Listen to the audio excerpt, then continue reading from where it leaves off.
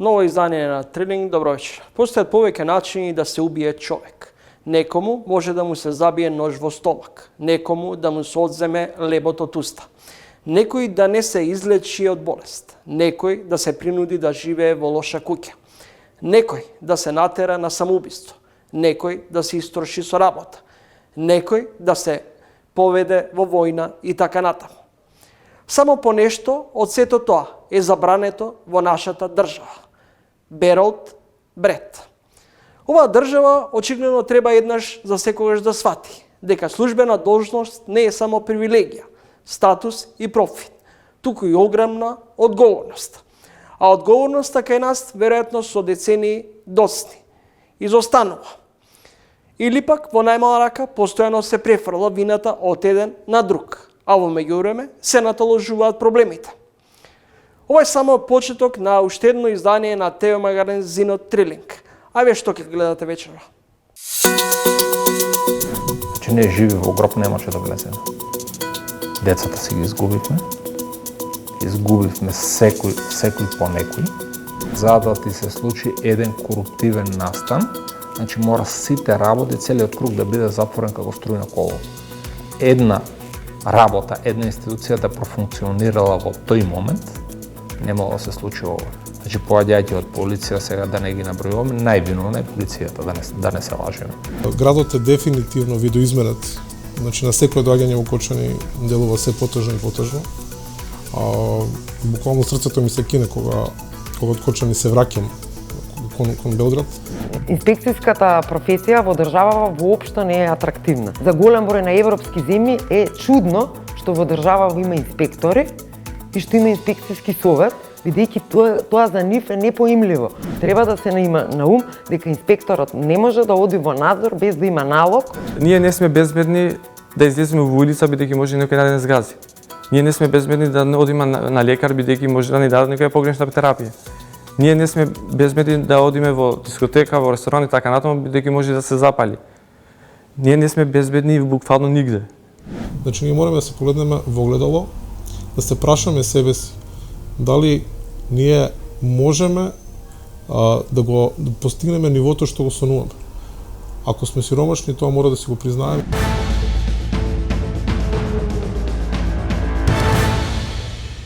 Македонското новинарство во кризни состојби. Во првите денови по трагичниот пожар во Кочани, медиумите во државата релативно брзо и ефективно известуваа за настаните. Како се навлегуваше во предсобието на вистината, кој и зошто е крив. Така се дозволи да доминираат ставовите и одговорните за истрагата и доминацијата на премиерот. Во ово издание на Трилинг гостин е Горан Левков, истражувачки новинар кој потекнува од Кочани, градот во кој почина или загина 59, всушност 60 лица, вклучувајќи го и шоферот на брзата помош. Господин Левков, или колега Левков, како се живее во Кочани посттравматски? Па, не е лесно. Не би му го посакал ова, ниту на најголемиот душман. Значи, вакви трауми, кај што ти еден цел град кај што ти е настрадан, една цела генерација кај што ти е настрадана, е страшна, жална и болна. Дали оваа катастрофа е последица на наталожените проблеми, заташкувањето, прогледувањето на низ прсти, нефункционалноста на институциите? Да, многу добро ги нотиравте. Ги нотиравте многу добро сите шевови низ кои што доведоа до катастрофата. Ние како истражувачки новинари сме фокусирани во делот на борба против корупцијата. И таму знаеме дека за да ти се случи еден коруптивен настан, значи мора сите работи, целиот круг да биде затворен како струјно коло. Една работа, една институција да профункционирала во тој момент, не могло да се случи ова. Значи, поаѓајќи од полиција, сега да не ги набројуваме, највиновна е полицијата, да не се лажеме. Да имаше доблес, например, министер требаше веднаш да си поднесе оставка, за да може да остави простор да целата истрага се одвива независно. Да имаше морал. Тоа не го видовме, однесоа неколку, не викам дека не биле заслужени, кажи го овие инспектори, али не видовме одговорност кај на високите чинители на власта за ова. Пошто тие што го водат системот, ден претходно да направиле една контрола, тоа не могло да се случи. И не само тие, не знам, инспектори за противпожарна, не знам, дирекција за заштита и спасување, финансиски институции, значи како можело да работи таа дискотека со блокирана сметка на црно на БВУ пијачки, се збори сума од 1.500.000 денари, дека се набавени пијачки за таа вечер само. Тоа е на црно затајување на данок, перење на пари, уште кои други кривични дела. Не гледаме дека луѓе одат у затвор за, не знам, за ќебапчиња, за ова, за она, а овие не изреагирале. Ја затворили дискотеката, не знам, таму ја пломбирале, некој од пломбирал, како може да отпломбираш објект што е затворен од државна институција. Како да се врати динамиката и животот во Кочани? Дали воопшто може да се врати наскоро секојдневниот живот во некаква нормална состојба? Мора да се врати. Значи, ние живи во гроб не може да влеземе.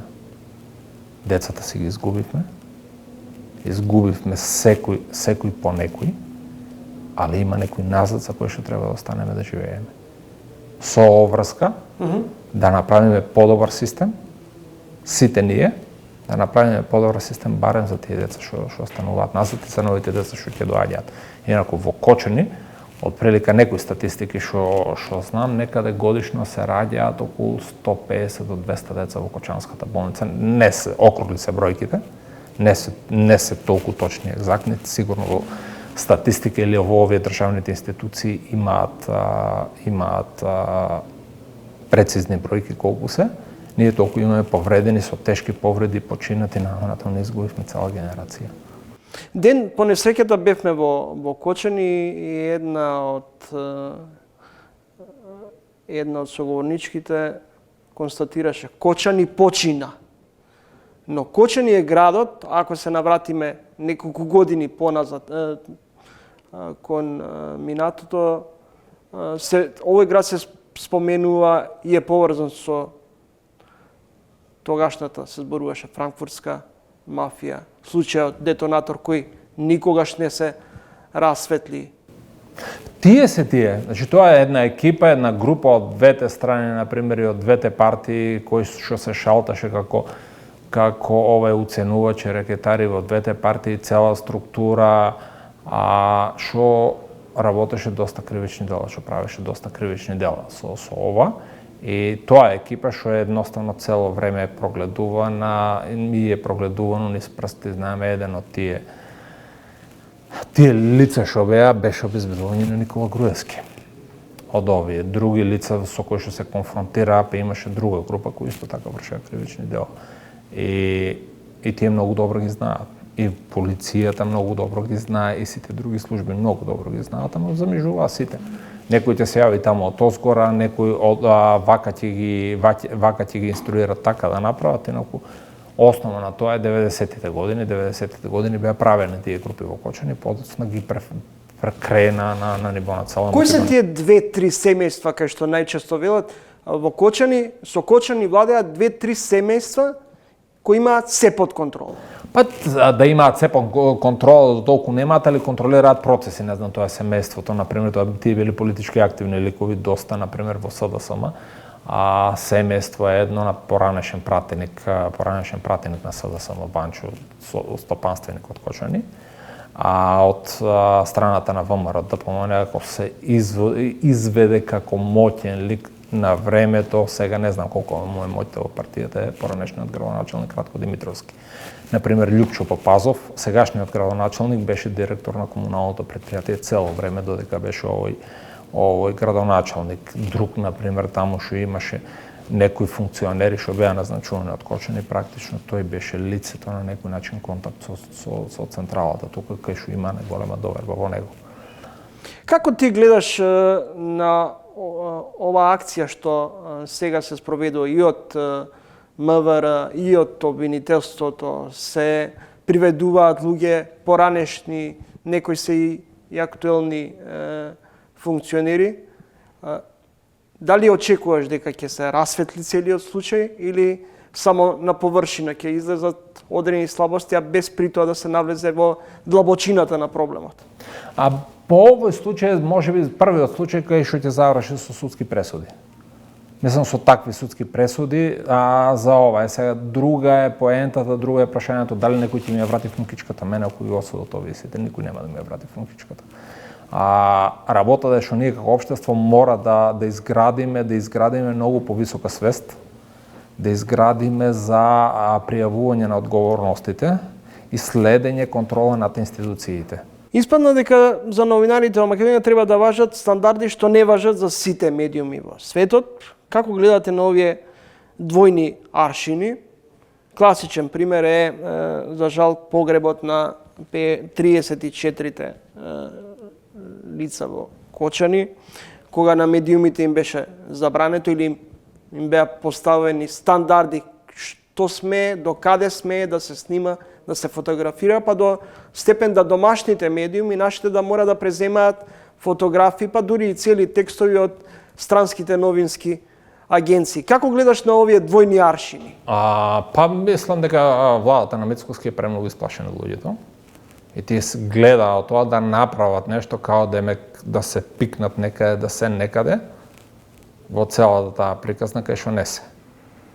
И затоа ги носеа такви глупости некои, зошто ова да не снимале медиумите, тоа им работа да снимаат. Дали препознаваш обид за релативизирање на состојбите, обид за задушување, например, на овој гнев кај граѓаните? Да, прво преку медиумите. Прво пробаа со разноразни излегува на пресконференција од времето на Груевски, на Груевски се извинувам, пресконференција ќе се деси некоја трагедија, тој ќе оди ќе се слика со сите, се сеќавам на времето, работев како локален новинар таму кај нас и пукна браната пукна се преполни браната Калиманци, се поплавија неколку села.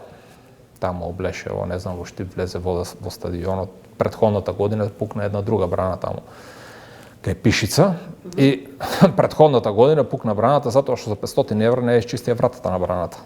И кога требаше да ја отвори да истече водата, не истече водата, се прели браната и уништија браната, насипна беше браната. И го наполнија стадионот во Штип. Тоа е природна катастрофа, повеќе се слика, па дождот не може да го запреме нааму. Натаму ствари тоа беше катастрофа што треба да се запире. Јавноста е сведок на обиди на лично оцрнување на независни медиуми, новинари со закани кон новинарите поради нивната критичка обсервација и откривањето на корупција.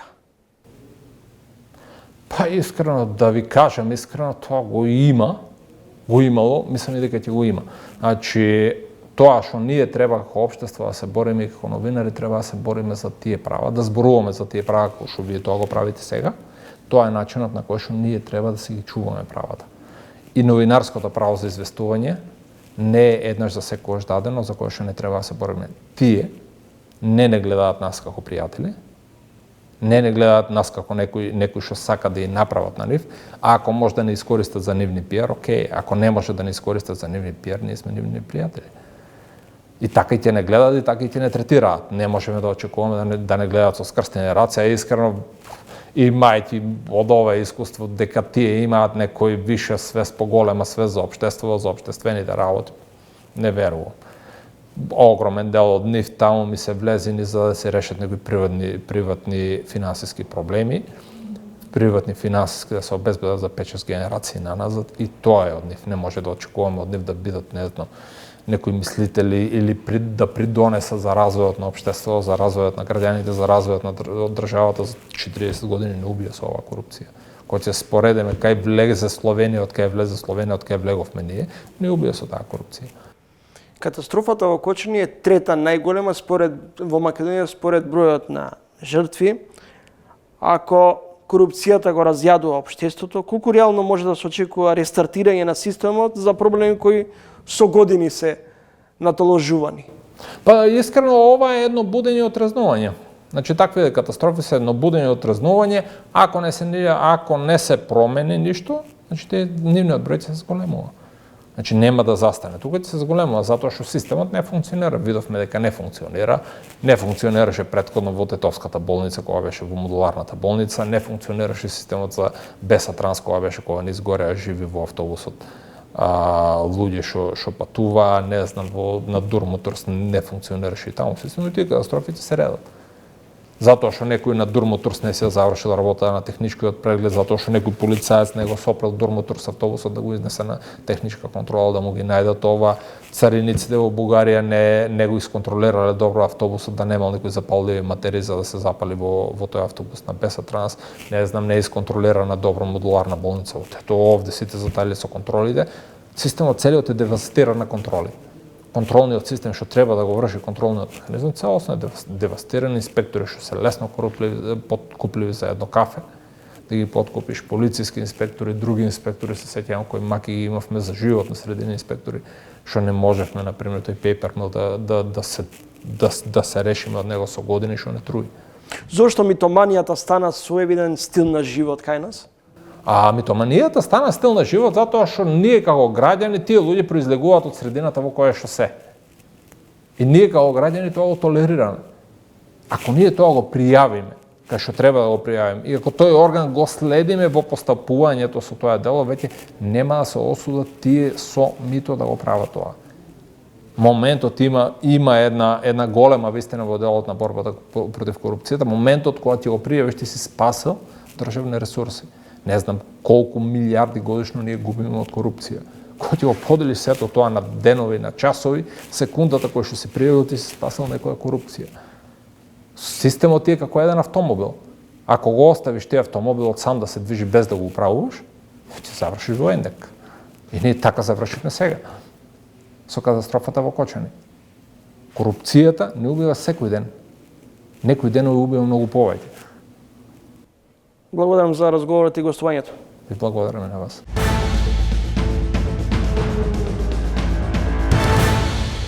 Следите тренинга во продолжение. Следниот соговорник е доктор Константин Коцев, специјалист радиолог во Градскиот завод за белодробни болести и туберкулоза во Белград. Реномирана и референтна установа со повеќе од 100 годишна традиција, со акцент на радиологијата на респираторниот систем. Речиси 10 години е дел од Националната антидопинг агенција на Република Србија. Истата како дел од 8-члениот српски тим, а во рамките на меѓународниот тим на допинг контролори ја представувал на Олимписките и Параолимписки игри во Париз 2024 година. Коцев тешко го прифати овој разговор, зошто со целата негова скромност не бараше сама промоција, особено не во овие тешки моменти, кој како ужасно цунами го удавија неговото родно место. И со почит нагласува дека ќе даде се колку што може да им помогне на своите сограѓани кои во моментот се лекуваат низ белградските болници. Разговорот со Константин Коцев го снимив деновиве токму во српската престолнина. Инаку Коцев потекнува од Кочани, а воедно и од лекарско семејство. Тој се осврнува и на состојбите во Кочани и генерално прави паралела помеѓу македонското и српско здравство. Ево го разговорот со него.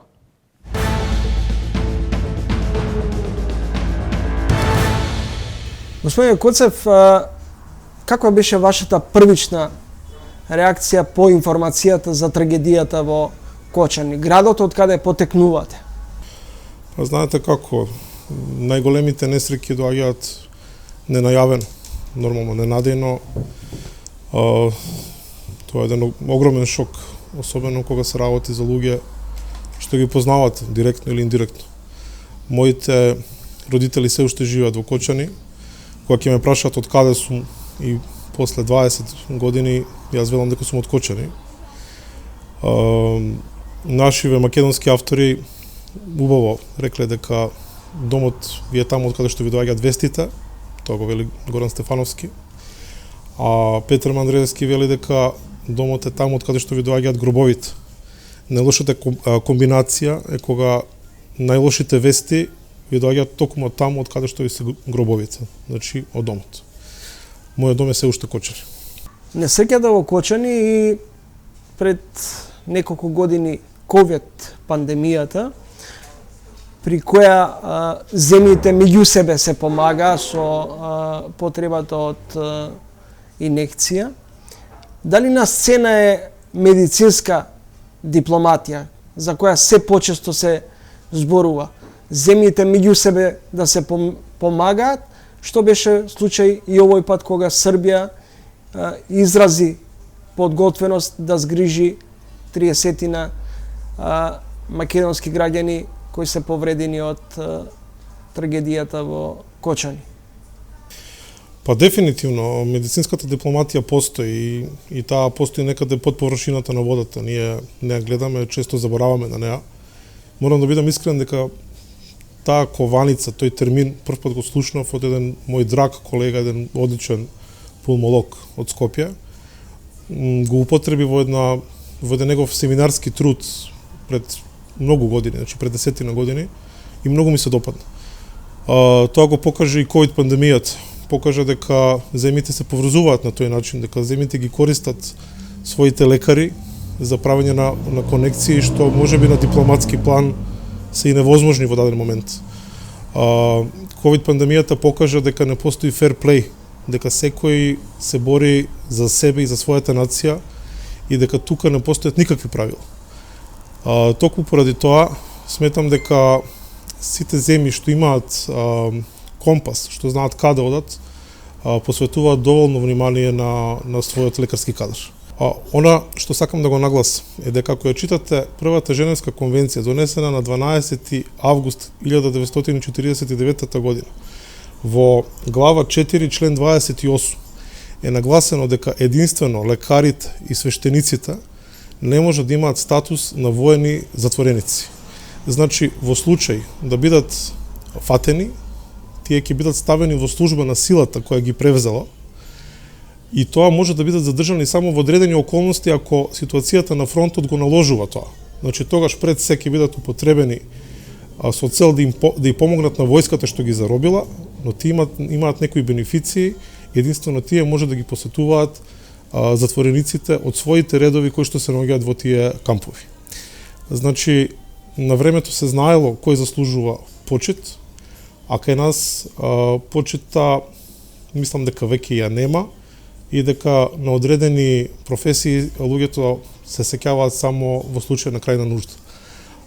Морам да го споменам и мојот драг пријател, отец Димитар од Кочани, кој што сега исто така се најде во центарот на вниманието како и јас, веројатно не сакајки. И сега луѓето ја кажуваат вистината. Отец Димитар го спаси Кочани. Отец Димитар успеа да го смири Кочани. Мислам дека тоа е голема работа. Коцев, градот Кочани важи за град на Оризот, но многумина го познаваат и како град каде се дила дрога, се поврзува со франкфуртската мафија, со случајот детонатор. Вие сте релативно млад. Како го познавате и го знаете Кочани? Јас морам да ви кажам дека Кочани не го познавам како таков. Луѓето со кои што се дружам во Кочани не припаѓаат на тие структури. Градот е дефинитивно видоизменет. Значи, на секое доаѓање во Кочани делува се потажно и потажно. Буквално срцето ми се кине кога од Кочани се враќам кон Белград и очекувам дека со секое доаѓање ќе го видам се потажно. Не знам како ќе го видам сега кога ќе се вратам пак. Ова е еден голем удар. Градот буквално беше на умирање. Долги години се мачеше. Се случува работи што едноставно не можев да ги сватам. Значи, мојот мозок не можеше да ги процесира. Зошто Кочани секогаш беше во топ вести, во црна хроника, зашто ја пополнуваше таа црна хроника. Но факт е дека тоа беше така во последниве неколку години. Кочани во моите сеќавања нешто сосема поинаку.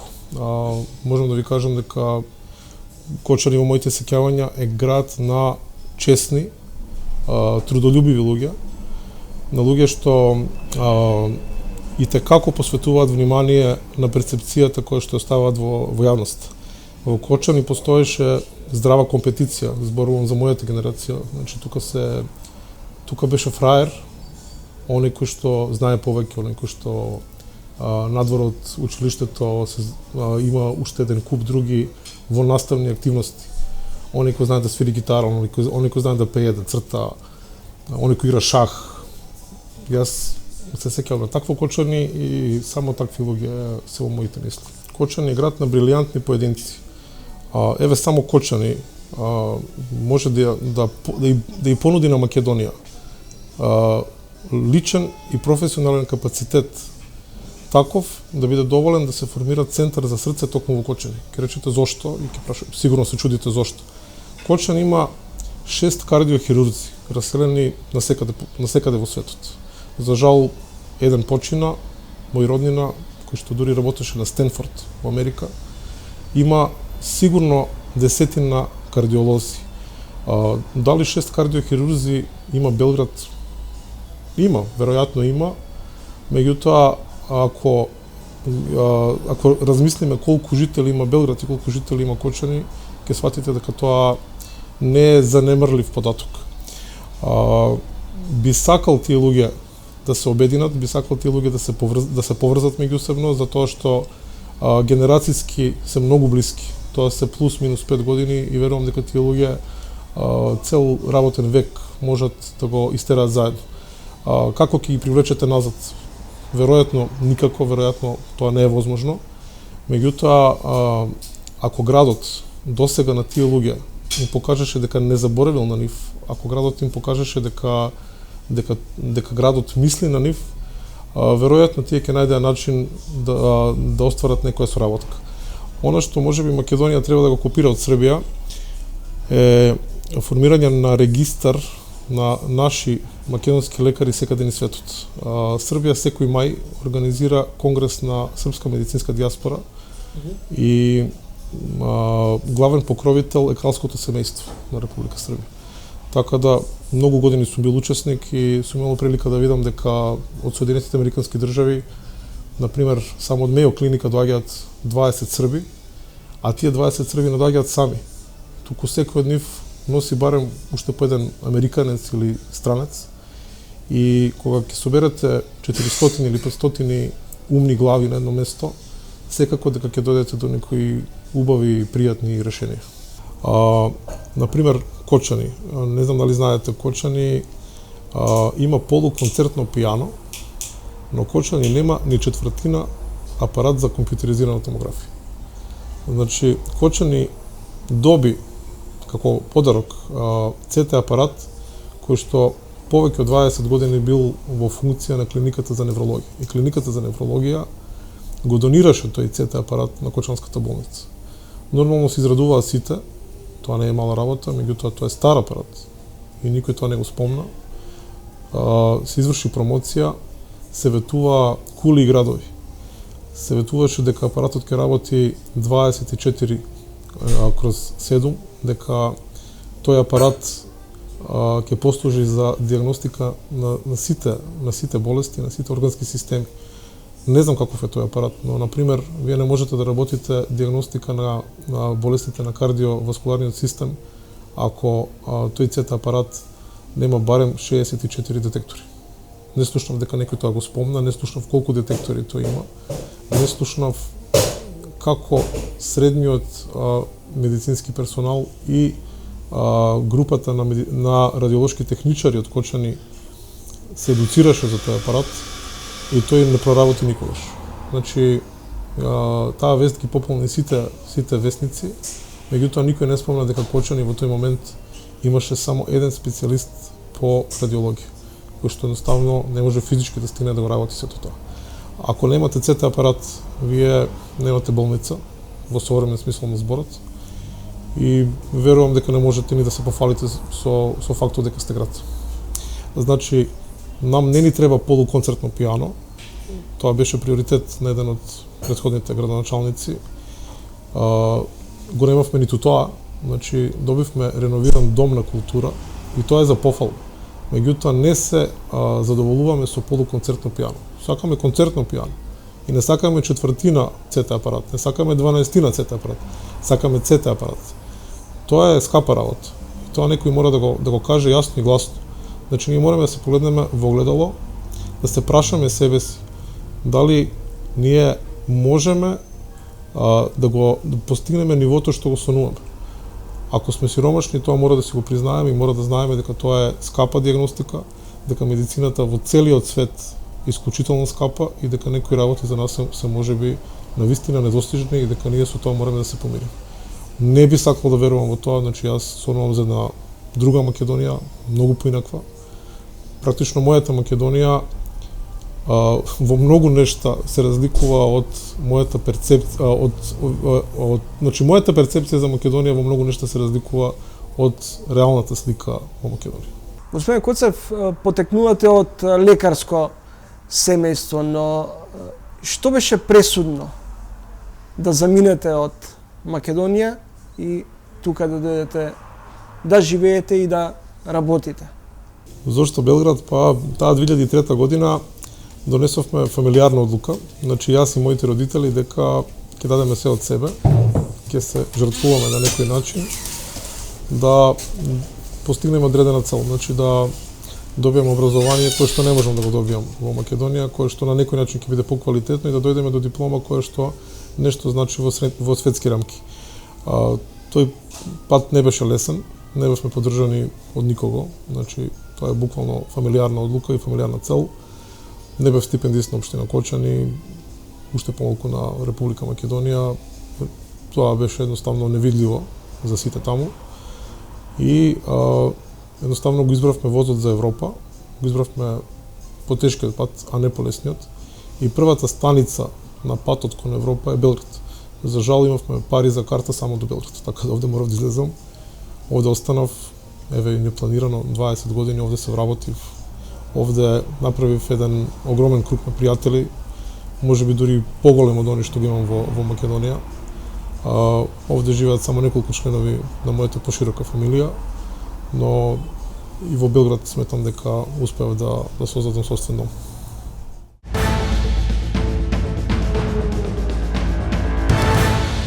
Угостителството е проценето со среден ризик.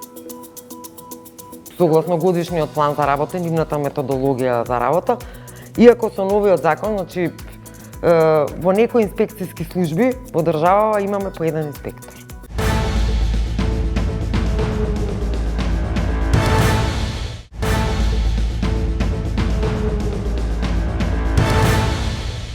По катастрофата во Кочани, инспекциите се растрча. Почна и контроли на кафулиња, кабареа, диско клубови, на туристичките коти во Охрид, Скопје, Тетово и други градови.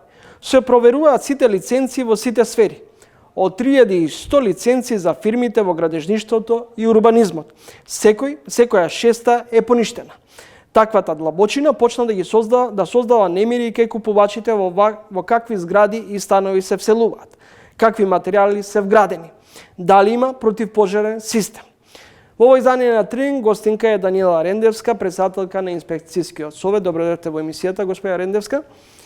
Добро ве најдов, благодарам на поканата и на почетокот дозволете ми да изразам длабоко сочувство на семејствата на починатите во несреќата во Кочани што се случи, како и да посакам побрзо опоравување и заздравување на сите повредени и нивно што поскоро враќање дома заедно со семејствата.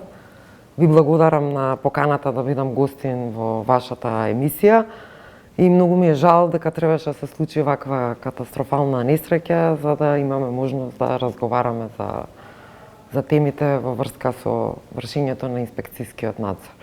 Госпоја Рендевска, духовите се вознемирени. Требаше ли ваква трагедија да се случи за инспекцијските служби да се мобилизираат? И зошто по сето ова што видовме досега и сето она што се случи, се чини, се добива впечаток во јавноста дека како да имало ноншалантен однос кон и прогледување низ прсти на одредени институции, кафулиња, згради и така натаму, да не ги набројувам. Ова ќе го формулирам вака сето што го кажавте, дали потврлиле инспекцијските служби. На тоа ќе кажам дека инспекцијските служби како институции не потврлиле можеби поединци вработени во инспекцијските служби за кои што истрагата е во тек и ќе покажа кој и зошто со име и презиме требал да го врши надзорот, зошто не го извршил. Меѓутоа, треба да бидеме свесни дека инспекцијските служби се само една дел од алатка, една дел од синџирот, односно алка, во контролирањето на субјектите на надзор. Ова го кажувам од причина што во процесот на донесување на новиот закон, новиот сега веќе не толку нов од 2019 година, закон за инспекцијски надзор, кој што беше донесен со широк општествен консензус, во кој што активно учество земаа стопанските комори, токму тие критикува дека се постојано инспектирани од страна на инспекцијските служби, дека не можат да го вршат своите бизниси и своите активни или стопански активности, бидејќи глобите за изречените прекршоци се енормни, некогаш го надминуваат и например имавме примери во минатото кај што една трафика која што има промет од 500 роба од 500 евра е казнувана со 15.000 евра глоба и токму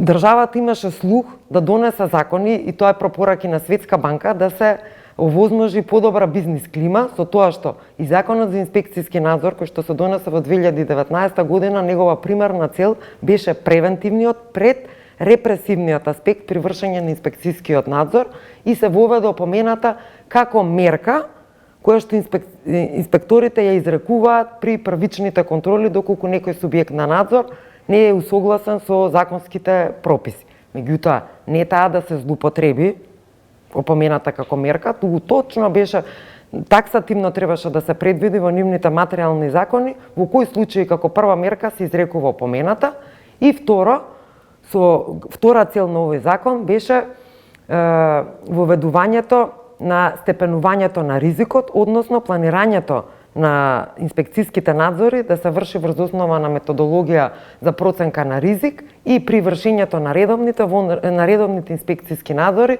задолжителност на листите за проверка и најавување на редовниот инспекцијски надзор 3 дена секој инспектор е должен редовниот инспекцијски надзор да го најави кај субјектот на надзор, а листите истовремено да му ја достави листата за проверка, тоест по секој закон кој што ќе го инспектира и да му каже и секој субјект на надзор да може во рокот тие 3 дена самиот да се провери дали ги исполнува условите, да ги спреми документите кога ќе дојде инспекторот, веќе да не му одзема време цел ден да биде во субјектот на надзор, туку да му го покаже на инспекторот.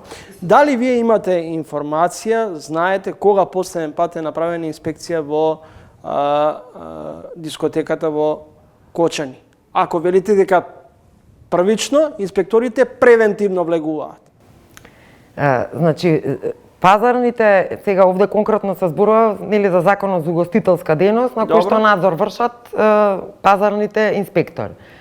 Пазарните инспектори, за да врши еден инспектор надзор, согласно законот, првин тој треба да има месечен план за редовни надзори, кој што му ги подготвува неговиот раководител, односно директор, зависи од внатрешната хиерархија во пазарниот инспекторат. Тоа е еден од поголемите инспекторати кој што има 10 оделенија. Овде станува збор оделението за Штип во кој што влагаат инспекторите од Кочани, од Виница, од Делчево, Берово и слично. И месечниот план се подготвува согласно законот за секој инспектор посебно врз основа на годишниот план за инспекцијски надзор. Меѓутоа, во месечниот план се внесуваат само редовните надзори. Во текот на месецот може да добијат пазарните инспектори голем број на претставки од граѓани, да се вршат вонредни контроли, наредби од влада, налог на инспекцијски совет, значи од нас ако добиеме некоја претставка да извршат. Така да, треба да се прави дистинкција помеѓу редовните и вонредните надзори. И треба да се има на ум дека инспекторот не може да оди во надзор без да има налог од некој од овие што ги кажав претходно, од претпостави. Во ред, кажете ми кога последен пат била вршена редовна контрола или имало вонредна контрола ако имало дојава, поплака?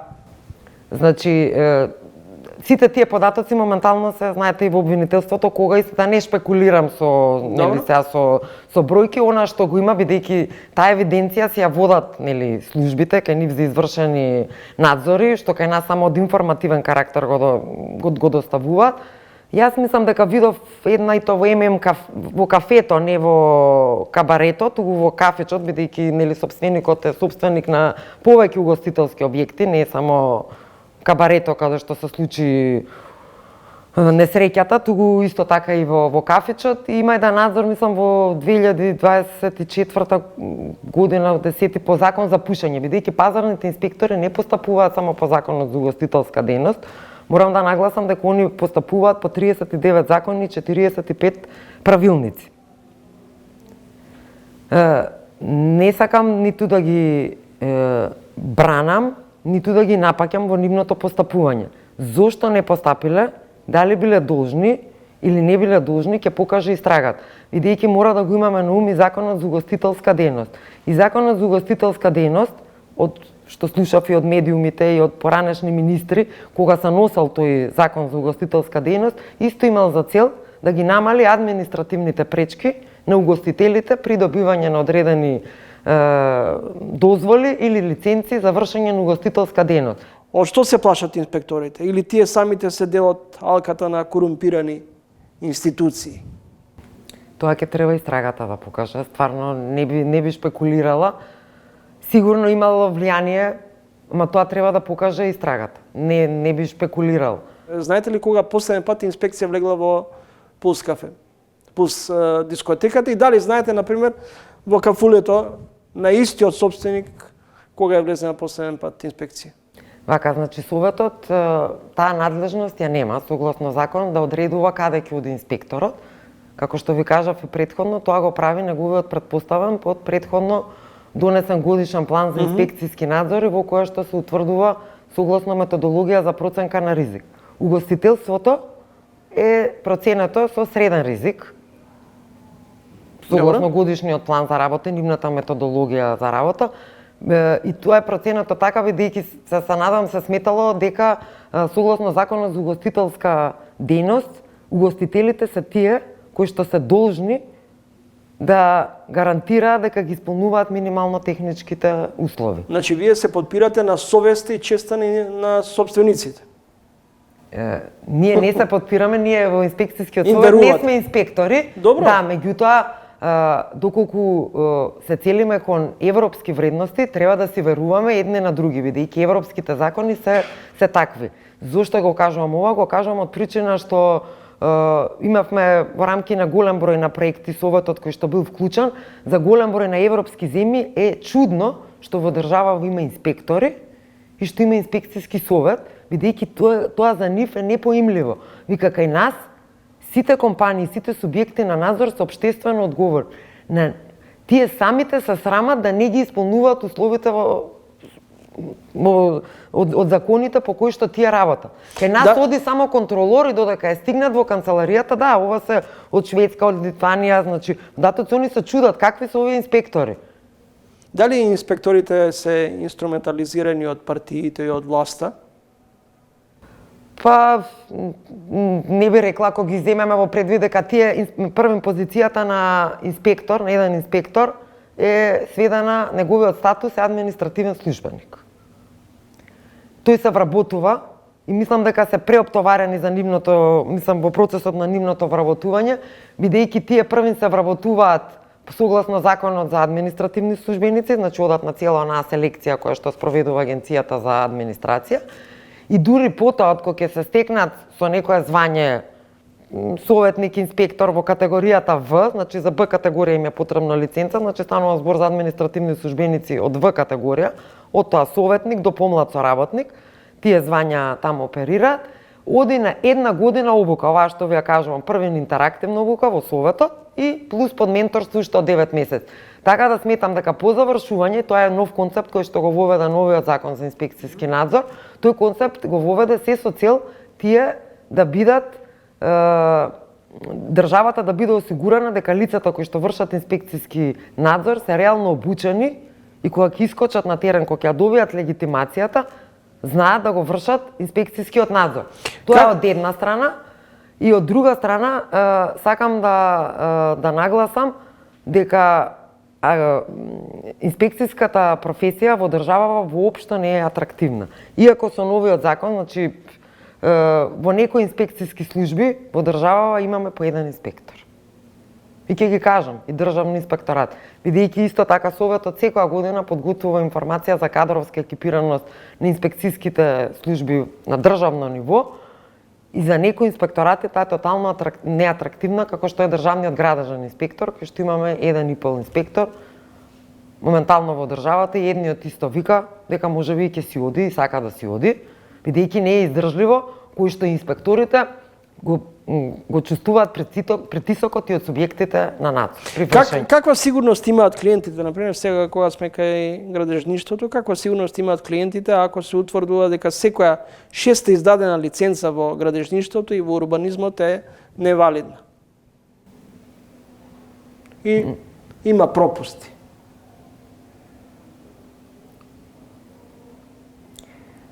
Значи, исто така, една од надлежностите на пазарниот инспекторат да го утврдува квалитетот на градежните материјали.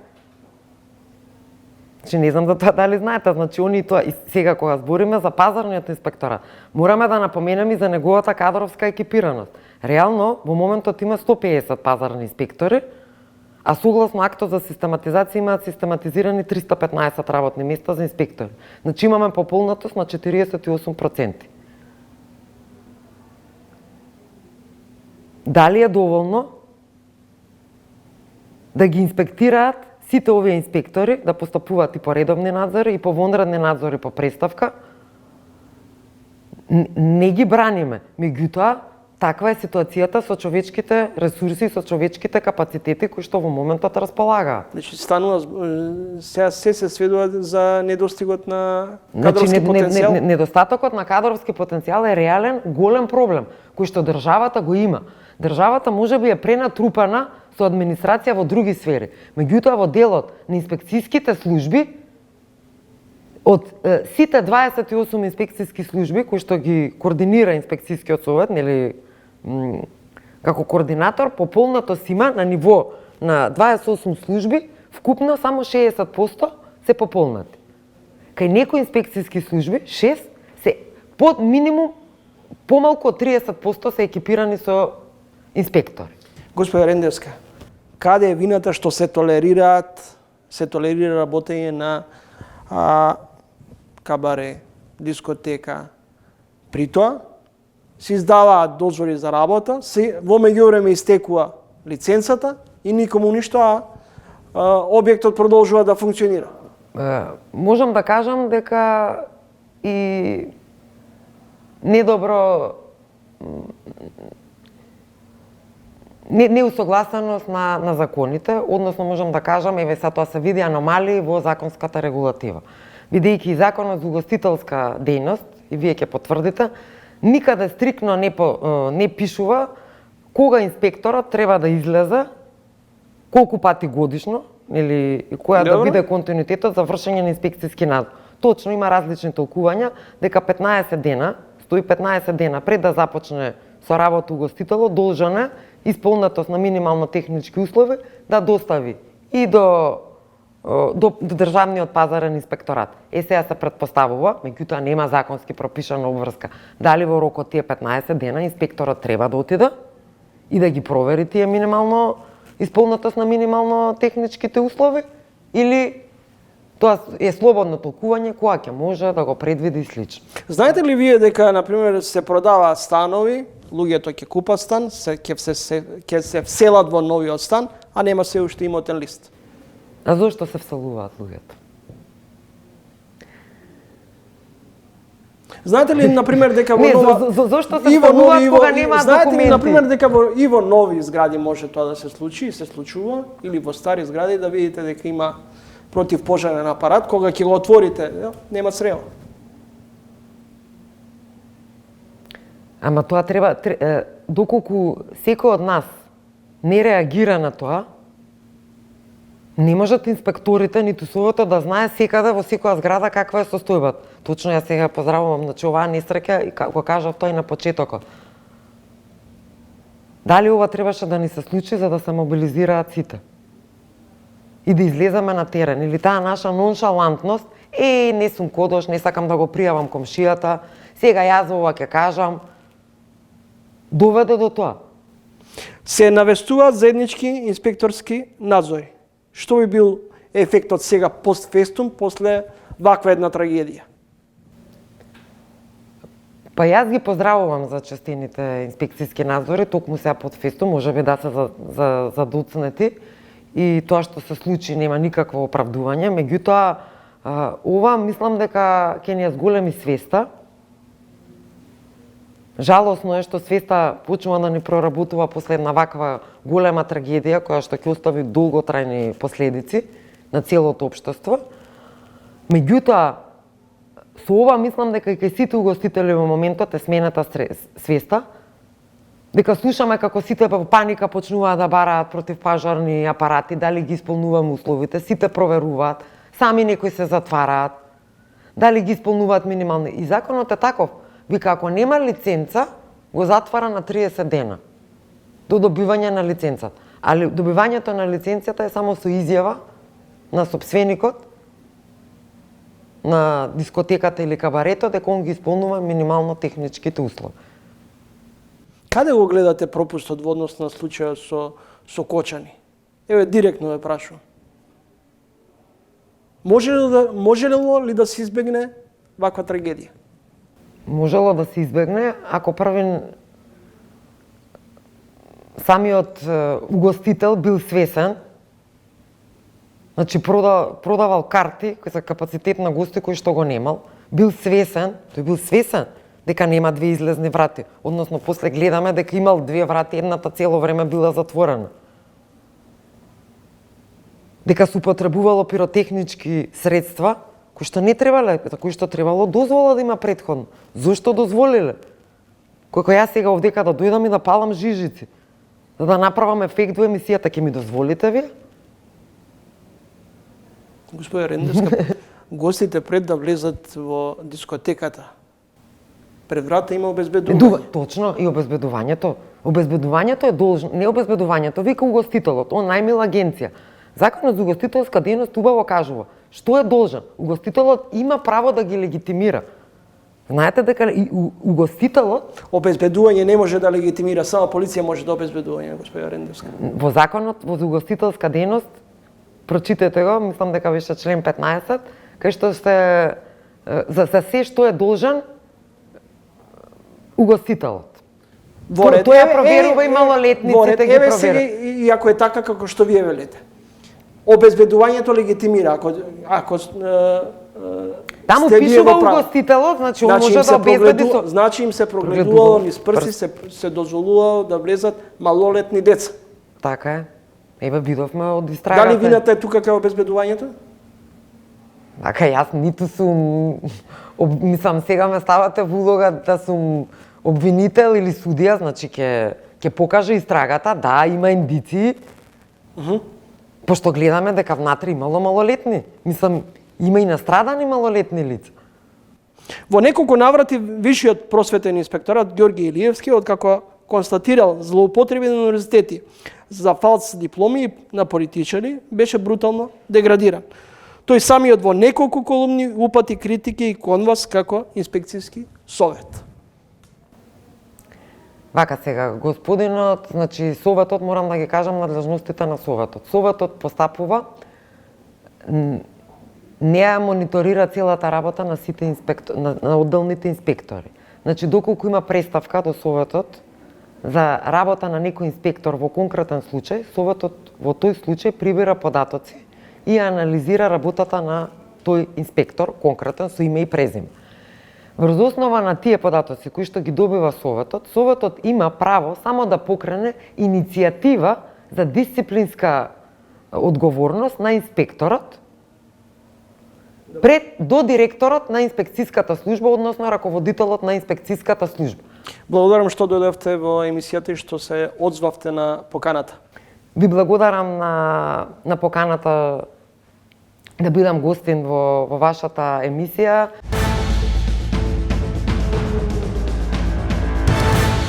Јасно им е дека на нашите активности, на нашите протести има масовност на луѓе, посебно на нив многу ги плаши тоа што многу млади дават поддршка околу нашите активности.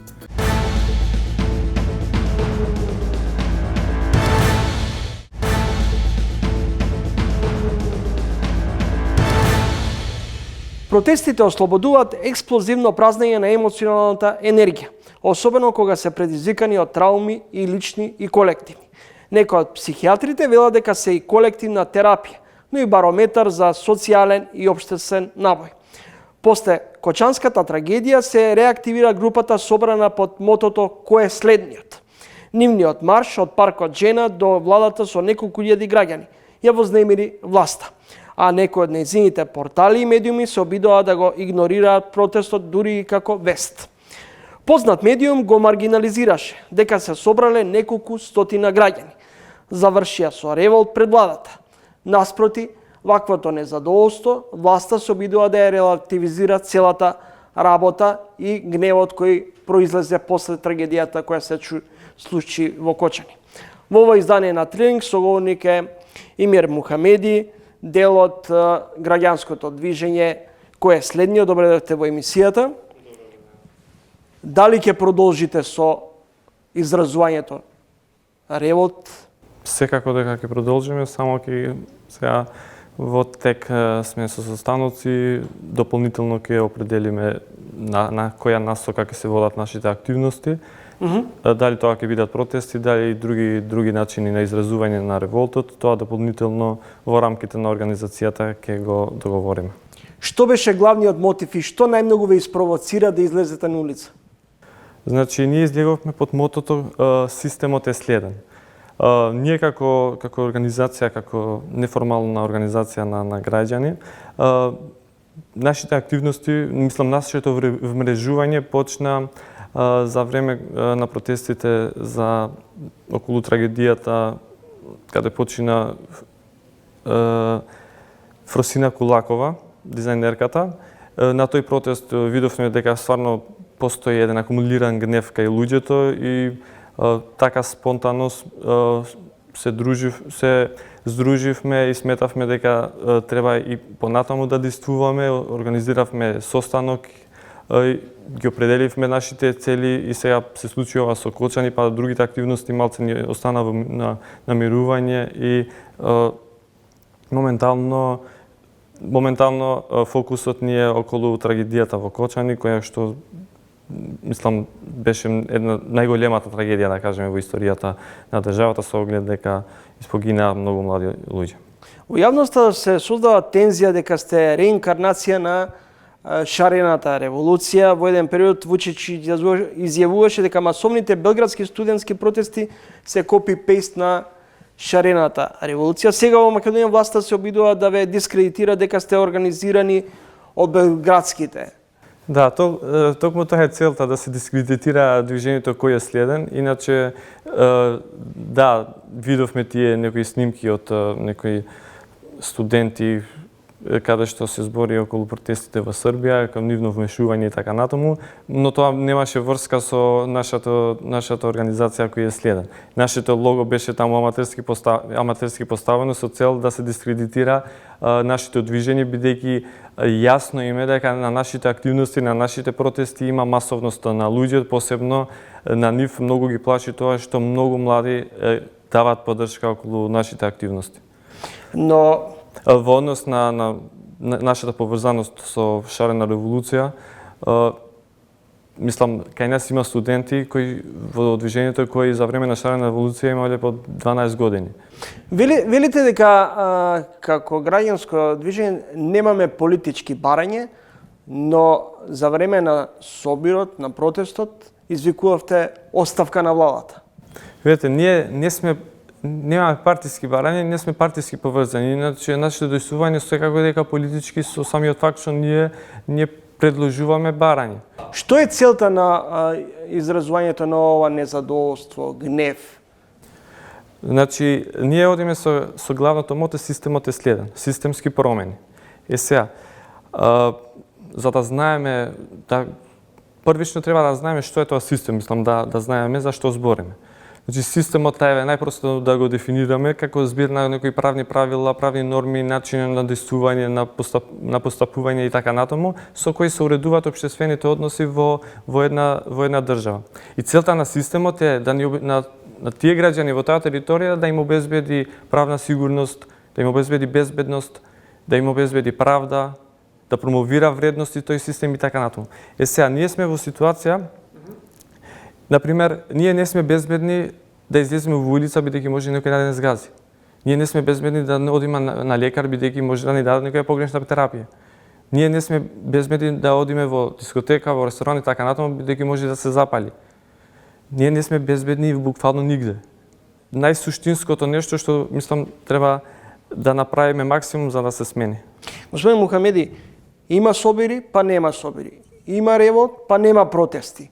Дали тоа ви е своевидна тактика да ја збуните власта и дали во меѓувреме сте во дослух со одредени политички структури? Например, неделава слушнавме дека СДСМ ги поддржува протестите на граѓанското движење, кој е следниот? Да, неколку политички партии излега со став дека ги поддржуваат протестите. Ние околу тоа можеби ќе спремаме, можеби нема да спремаме соопштение, ние се оградуваме од сите политички партии.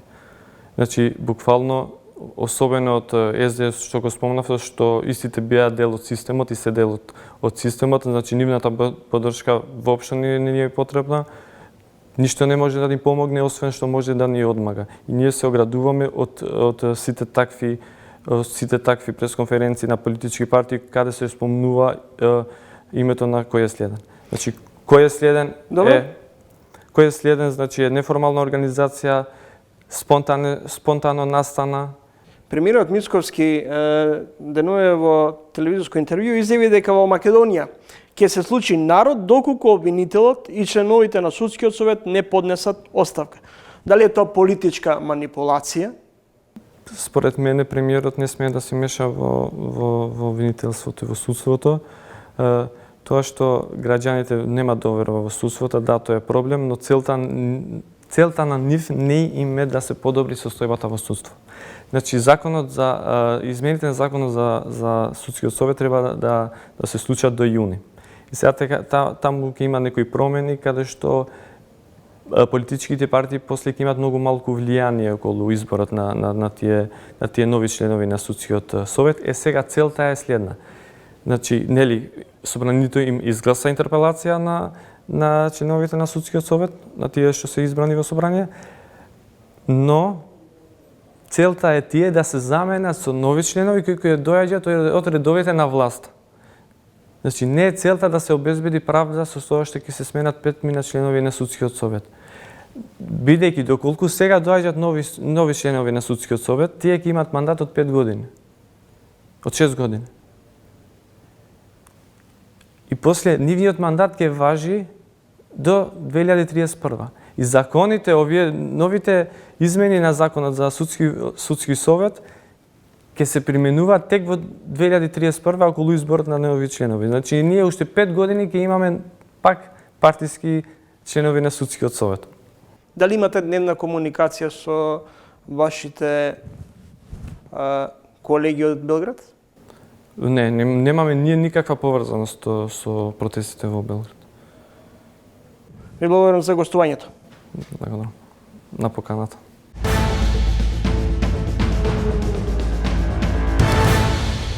Ово издание на Тренинг го затвораме со цитата од познатиот македонски сатиричар и хуморист Васил Толевски, кој денуве на својот профил ке запиша: да им се забрани на сите кои биле на функции да кажуваат што треба да се прави. Зошто не правеле кога биле на власт?